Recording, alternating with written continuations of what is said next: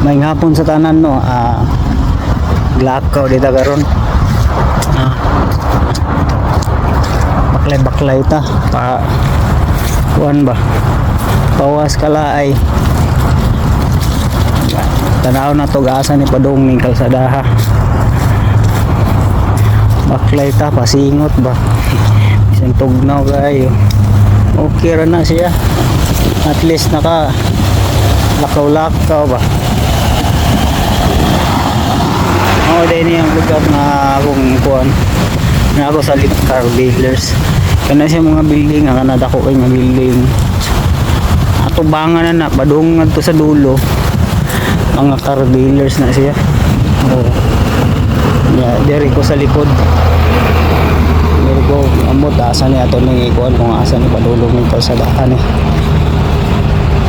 Daghan man po yung mga sakyanan ng mga agi. So itong i-explore ni kung asa ni padulong.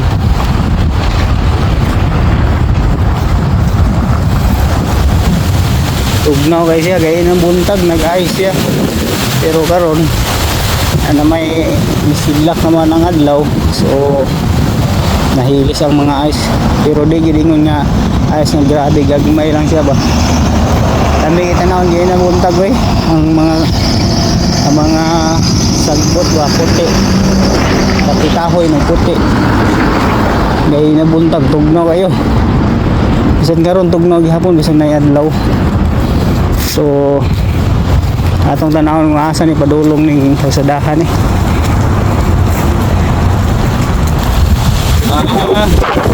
Diri day padung, diri day lagbas ni siya. Okay, I know. Dito siya mga ka-windmill, mo din ang lagbas niya diri. So nakaani naman diri. Maugagot to mga ka-windmill. Hanggang sa susunod.